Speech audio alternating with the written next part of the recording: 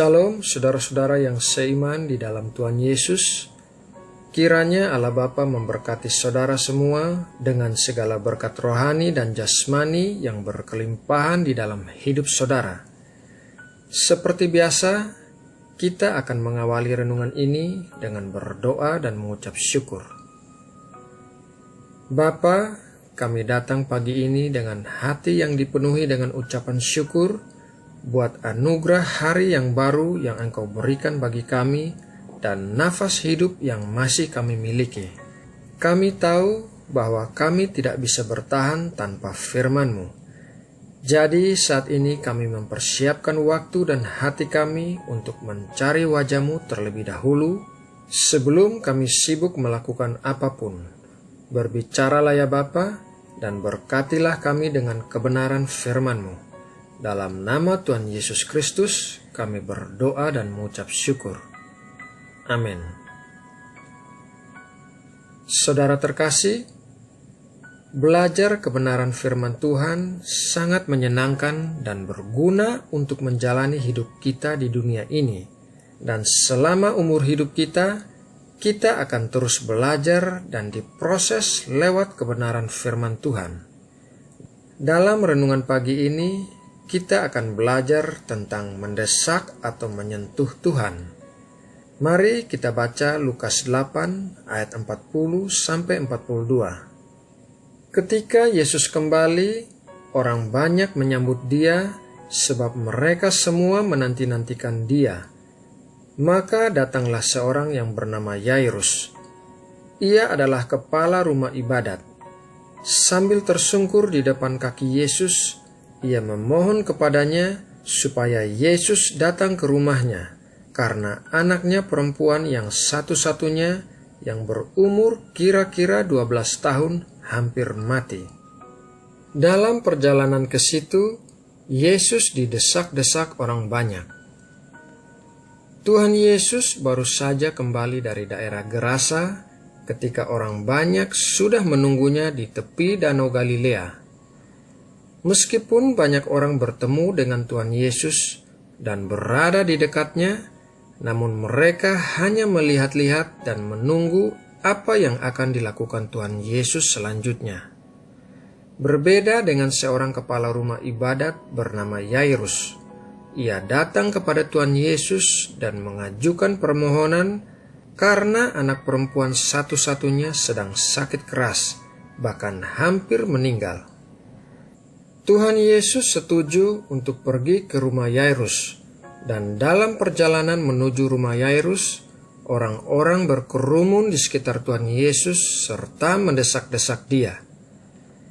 Saudara yang terkasih, dalam hidup kekristenan kita, kadangkala kita melakukan persis seperti yang dilakukan orang-orang ini terhadap Tuhan Yesus.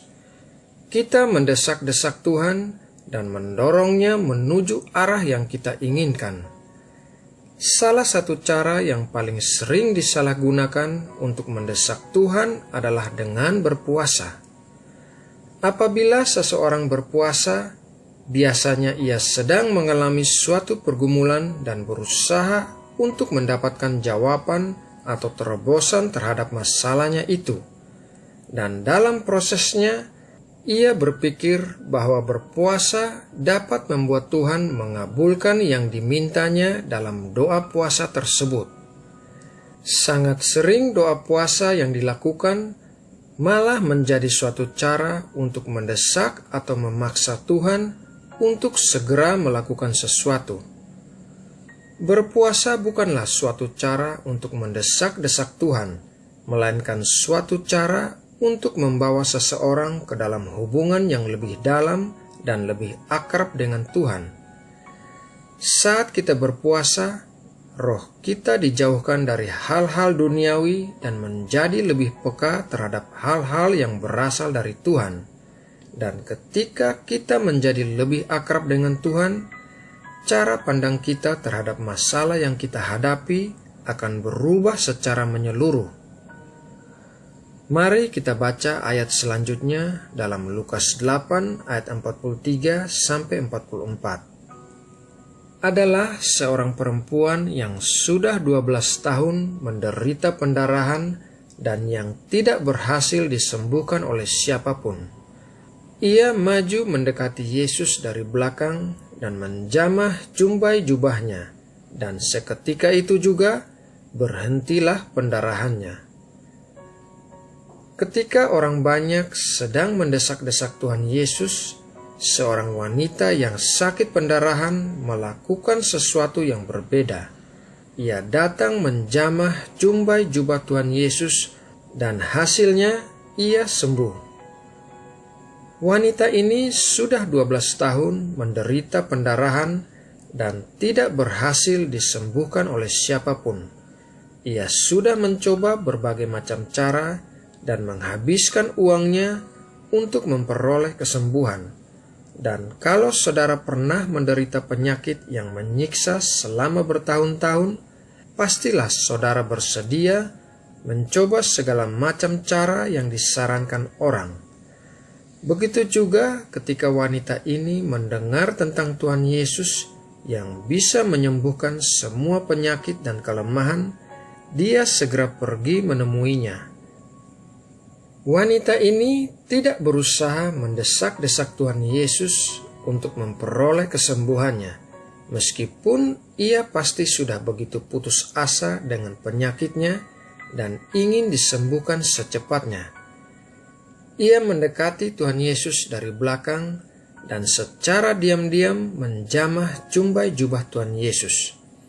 Hanya menjamah, hanya menyentuh, dan ia disembuhkan oleh kuasa Tuhan.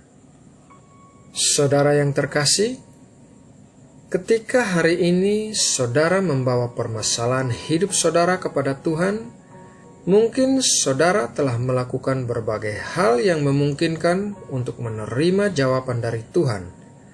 Saudara telah berdoa, berpuasa, memperkatakan firman Tuhan, dan lain sebagainya. Namun saudara masih belum menerima jawaban dari Tuhan dan situasi belum berubah. Mungkin apa yang harus saudara lakukan saat ini adalah menyentuh Tuhan, bukan mendesak-desak Tuhan. Dia adalah Tuhan yang berkuasa dan berdaulat. Kita tidak bisa mendesak-desak atau memaksa Tuhan untuk melakukan sesuatu sesuai keinginan kita. Marilah kita menyentuh hati Tuhan dengan iman kita dan membiarkan kuasa Tuhan mengalir sebagai jawaban doa kita. Saudara terkasih, demikianlah renungan pagi ini. Sekarang mari kita berdoa untuk menutup renungan ini. Bapa kami yang begitu mengasihi kami, terima kasih untuk berkat firman-Mu hari ini yang mengingatkan kami untuk tidak mendesak-desak atau memaksa Engkau dalam menjawab doa kami. Engkau adalah Tuhan yang berkuasa dan berdaulat.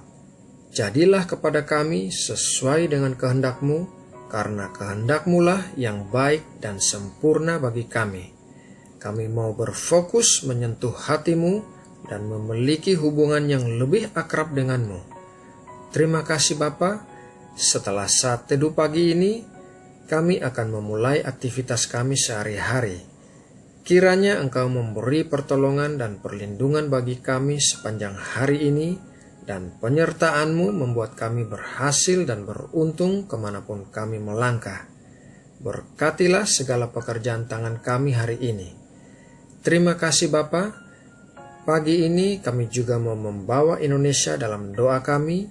Kiranya Engkau memberkati Indonesia dan memberikan keamanan di seluruh wilayah Indonesia. Terima kasih Bapa. Dalam nama Tuhan Yesus Kristus, kami berdoa dan mengucap syukur. Amin.